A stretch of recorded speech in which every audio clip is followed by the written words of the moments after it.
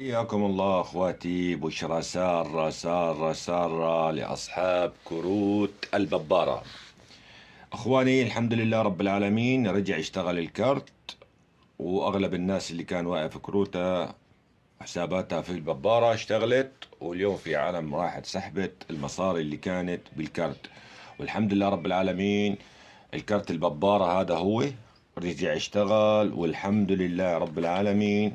نبشركم البشارة الحلوة، وبتمنى مشاركة هذا الفيديو وتبشروا فيه جميع الأخوة، جميع إخوانكم، إنه الكرت ببارة بعد ما كان واقف فترة طويلة رجع يشتغل. صار بإمكانكم تروحوا تسحبوا، اللي عنده مصاري بالكرت يسحبون، والحمد لله رب العالمين.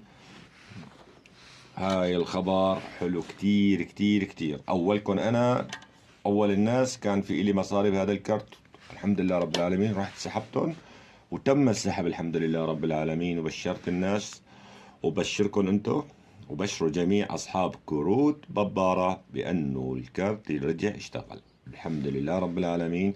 صار بامكانكم تسحبوا من اي حصالة. بارك الله فيكم. لا تنسوني اشتراك بالقناة، لا تنسوني تعليق لايك حلو، وشاركوا هذا اللايف ليوصل لاكبر عدد. ربي يسعدكم. كل الاحترام للجميع، الله يحفظكم يا رب. أخوكم أبو عبد الرحمن. الله يسعدكم أخواتي.